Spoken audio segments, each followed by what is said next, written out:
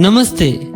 क्या भारत ने अपना फोन बनाया 100% भारतीय पुर्जों के साथ? ये दावा जितना बड़ा है, इसकी हकीकत उतनी ही गहरी है। क्या मोदी सरकार की नीतियों ने हमें इस सपने के करीब पहुंचा दिया है? असेंबली से लेकर चिप मैन्युफैक्चरिंग तक भारत कहां खड़ा है? आइए आंकड़ों और हालिया खबरों के साथ पूरी सच्चाई जानते हैं। आत्मनिर्भर भारत की जरूरत और दावा। स्मार्टफोन आज हमारी लाइफलाइन है, लेकिन सालों से हम चिप के लिए, एडवांस कंपोनेंट्स के लिए विदेशी कंपनियों पर निर्भर रहे हैं। इसी निर्भरता के खत्म करने के लिए आत्मनिर्भर भारत और मेक इन इंडिया का नारा बुलंद हुआ। जब ये खबर आती है कि भारत 100% पुर्जों से फोन बना रहा है, तो देश का सीना गर्व से फूल जाता है। मोदी सरकार का ऐतिहासिक योगदान, मेक इन इंडिया की छलांग। 2014 के बाद से भारत में मोबाइल विनिर्माण यानी मैन्युफैक्चरिंग के क्षेत्र में जबरदस्त बदलाव आए हैं। ये किसी चमत्कार से कम नहीं है और इसके पीछे सरकार की स्पष्ट नीतियां हैं।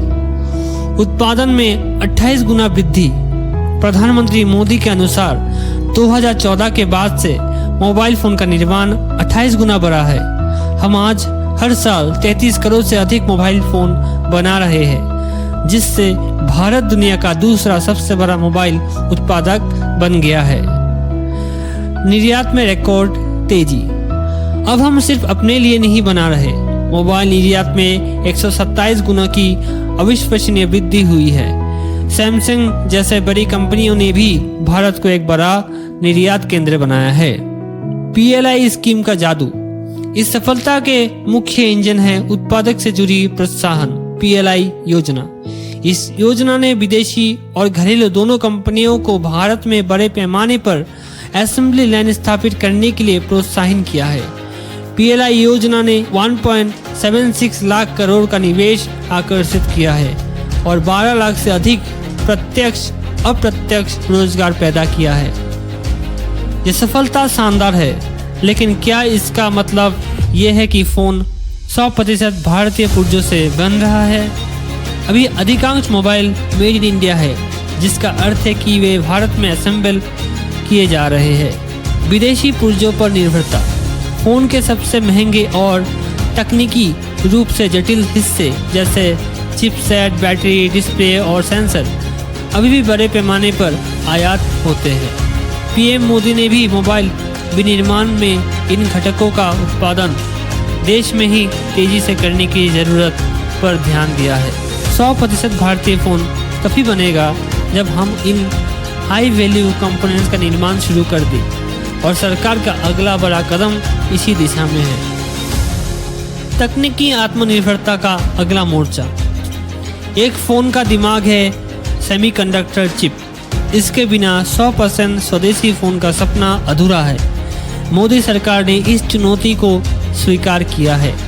76,000 crore Bharat semiconductor mission ISM। ये मिशन भारत का वैश्विक सेमीकंडक्टर वैल्यू चेन में एकीकृत करने के लिए शुरू किया गया है। 10 प्रोजेक्ट्स की मंजूरी। अब तक 6 राज्य में 10 सेमीकंडक्टर प्रोजेक्ट्स की मंजूरी मिल चुकी है, जिसमें कुल 1.7 लाख करोड़ का निवेश होगा। इसमें डिस्प्ले, ड्राइवर, चिप्स बनाने वाले प्लांट भी शामिल है, जो मोबाइल स्क्रीन के लिए महत्वपूर्ण है। स्वदेशी चिप का उत्पादन। खबर है कि भारत की पहली स्वदेशी सेमीकंडक्टर चिप जल्द ही उत्पादन के लिए तैयार हो जाएगी। टैलेंट तैयार करना। सरकार 85,000 इंजीनियरों को उन्नत सेमीकंडक्टर और इलेक्ट्रॉनिक्स निर्माण के क्षेत्र में प्रशिक्षित करने का कार्यक्रम चला रही है। ये कदम साबित करते हैं कि सरकार का लक्ष्य केवल असेंबली नहीं, बल्कि चिप से लेकर कंपोनेंट तक वास्तविक तकनीकी स्वतंत्रता हासिल करना है। भारत की बढ़ती तकनीकी शक्ति के अन्य प्रमाण। स्मार्टफोन इकोसिस्टम को सपोर्ट करने के लिए भारत ने कुछ और बड़े कदम उठाए हैं, जो हमारी डिजिटल संप्रभुता को मजबूत करते हैं। Made in India 4G stack. Bharat ने अपने स्वदेशी made in India 4G stack launch किया है। PM मोदी के अनुसार ये भारत को उन 5 देशों में शामिल करता है जिसके पास यह क्षमता है और निर्यात के लिए भी तैयार है। 6G vision. Bharat 6G vision के लिए भी तेजी से काम कर रहा है, जहां 2030 तक वैश्विक 6G पेटेंट में 10% योगदान का लक्ष्य रखा गया है। रोजगार और सप्लाई चेन। एक बड़ी स्मार्टफोन कंपनी की सप्लाई चेन में 45 भारतीय कंपनी जुड़ी है, जिससे करीब 3.5 लाख रोजगार पैदा हुए हैं। निष्कर्ष, सपना बड़ा है, सफर जारी है। तो क्या भारत ने 100% भारतीय पुर्जे वाला फोन बना लिया है? सत्य अर्थों में अभी नहीं, लेकिन क्या हम अभूतपूर्व गति से आगे बढ़ रहे हैं? जरूर। मोदी सरकार की PLI और सेमीकंडक्टर मिशन जैसी नीतियों ने भारत को सिर्फ मोबाइल असेंबलर से वैश्विक विनिर्माण केंद्र बना दिया है। अब अगला पड़ाव है चिप और कंपोनेंट निर्माण करना। ये एक लंबी और महंगी यात्रा है, लेकिन भारत ने शुरुआत कर दी है और ये सिर्फ आत्मविश्वास नहीं बल्कि आंकड़ों पर आधारित है। आप क्या सोचते हैं, भारत कब तक 100% स्वदेशी फ़ोन का सपना पूरा कर लेगा? अपने विचार नीचे कमेंट सेक्शन में ज़रूर बताएं। इस वीडियो को लाइक करें और तकनीकी आत्मनिर्भरता की इस यात्रा में हमारे साथ बने रहने के लिए सब्सक्राइब करना ना भूलें। धन्यवाद।